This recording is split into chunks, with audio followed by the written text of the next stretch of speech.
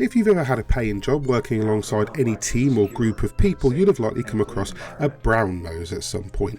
That person who just loves to throw others under the bus, the sort of person who's always in the boss's office before the morning coffee, ready to hop, skip and jump over the rest of you for the chance of a belly rub and a bit of attention. In fact, I'd go so far as to say that if you've never met that person, you probably are that person. So pervasive is their slimy arsehole presence in the workplace.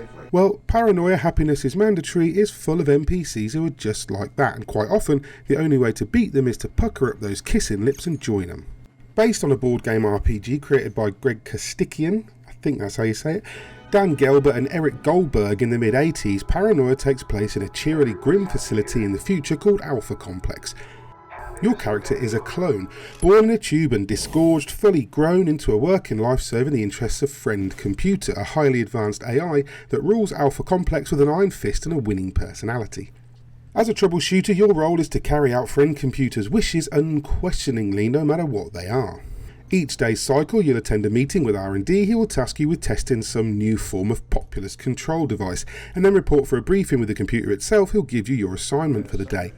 Each assignment will see you fighting against traitors, which is anyone who does not utterly conform to Friend Computer's ideologies and standards. From escorting a rogue cleaning droid to wiping out a dangerous group of LARP enthusiasts, or investigating murders, thefts and acts of general terrorism, you'll do what you're told when you're told to do it, and you'll do it all with a smile on your face.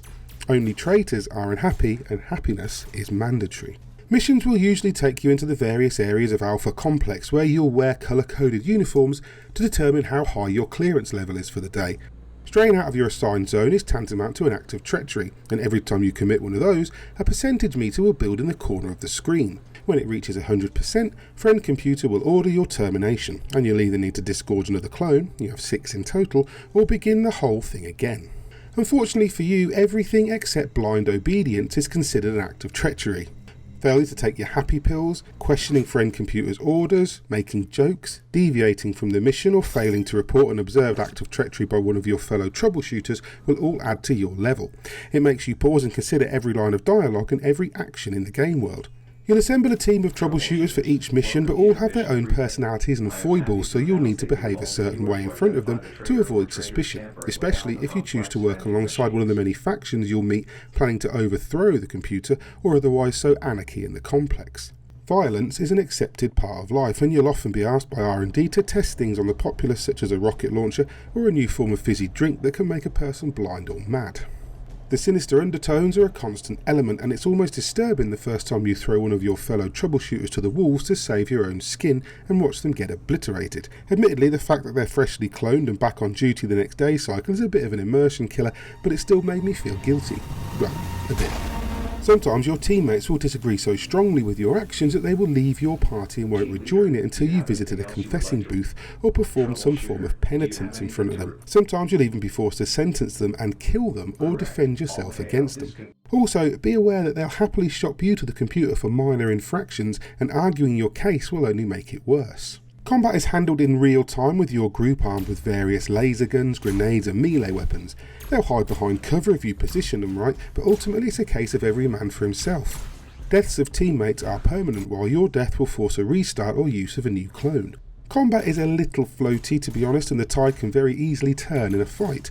Shot success seems to be a matter of percentages calculated quietly in the background, as the same encounter played through twice can have very different results. I know this because I died quite a lot, as you probably will too. Sadly, the checkpointing isn't great. There's no manual save, so it'll autosave at set intervals or at the beginning and end of a mission or day cycle. Once or twice I died having completed a large chunk of a mission and had to replay the whole lot, which wouldn't be so bad if Paranoia didn't require you to walk and talk quite so much. Some missions are made almost entirely of walking back and forth between stubborn NPCs who want you to perform busy work or some other inane task before you can proceed. It fits perfectly with the world, of course, but that doesn't stop it being tedious, especially when dialogue is in text and none of it is spoken. You'll be reading an awful lot. At times, Paranoia is genuinely funny though. For instance, when the computer promises to carry out the follow-up maintenance to a job you just risked your life to complete and gives you a time frame of 4,000 day cycles, highlighting exactly how unimportant your actions really are. In fact, being a tiny little cog in a big machine is a strong theme in Paranoia. You'll often feel you're being given things to do just to keep you busy, and there's something far more nefarious going on. As you progress through the story and begin to question everything, you'll realise that there is much more happening behind the scenes than you first thought. Skills chosen when your clone is born will allow you to interact with the world in various ways. Bureaucracy and psychology help you read others and influence them. Tech and craft skills allow you to hack machines easier or create buffs and healing items, while melee and guns improve your combat proficiency. Some dialogue choices and actions will require a certain level and a certain skill, and these choices can often open up new avenues you'd otherwise miss. Graphically, Paranoia is nothing special. You'll likely not need to adjust settings even on a mid-range machine, which is good because there aren't many settings to adjust. Everything is bright and colourful, with character sprites showing little detail and most environments having a naturally sterile aesthetic. Paranoia Happiness is Mandatory is a fun RPG set in a unique, intriguing world that constantly surprises and amuses the more you investigate and question. The traitor system is just excellent too, forcing you to consider your every action. The combat could be more exciting, and its over-reliance on walking and talking can stray too close to boring for comfort, but it remains a challenging and rewarding experience nonetheless. Remember, trust no one. Report everything.